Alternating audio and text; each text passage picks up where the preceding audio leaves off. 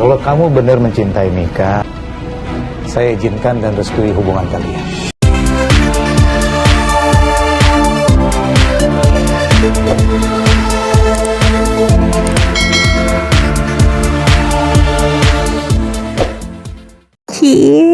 Akhirnya Mika dan Elvano dapat restu juga dari Pak Ardi.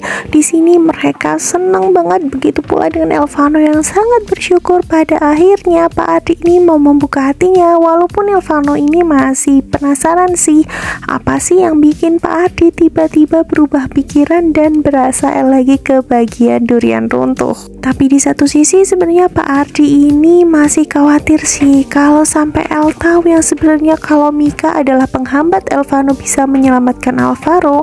Apakah Elvano tetap bisa menepati janjinya dan semua perkataannya bahwa ia akan selalu mencintai Mika? Dan juga di sisi lain pada akhirnya Pak Ardi ini mulai mencurigai Bu Kalina ada hubungan dengan Mika. Selain mereka punya kemiripan dalam segala hal, termasuk Bu Kalina yang tomboy, Bu Kalina yang gak suka makanan apa yang Mika juga gak suka, sampai kebiasaan-kebiasaan mereka pun sama.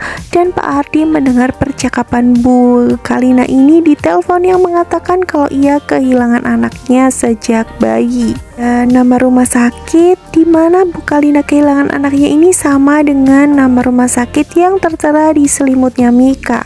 Ditambah lagi Bu Kalina ini mulai jujur kalau ternyata Lola itu bukan anak kandungnya.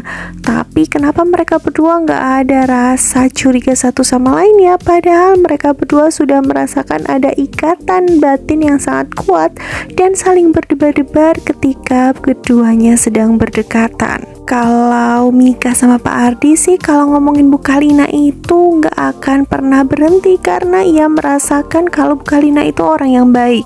Tapi berbeda dengan Elvano karena Elvano ini masih menganggap kalau Bu Kalina adalah selingkuhannya Pak Aryo dan dia pengen tahu sejelas-jelasnya hubungan Bu Kalina dengan papanya itu seperti apa.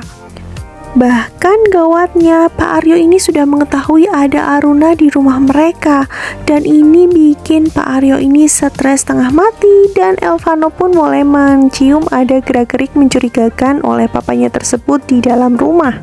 Dan seperti biasalah mereka akan terus berantem dan juga berdebat yang mengakibatkan Bu Melani ini harus melerai mereka.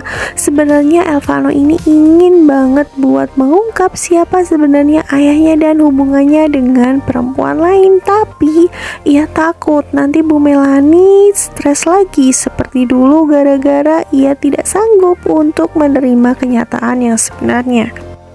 Semua orang di sini harus tahu sebusuk apa Antoni dan Mawasa. Press conference pun dilakukan sebenarnya ditujukan untuk membersihkan nama baiknya Pak Tony.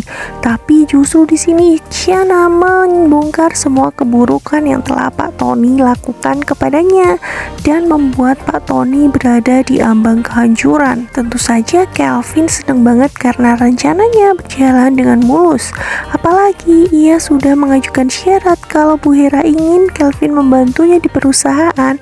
Bu Hera harus rela melepaskan rumah yang dulu pernah ia tempati dan direbut oleh Pak Tony dan juga 60% saham perusahaan.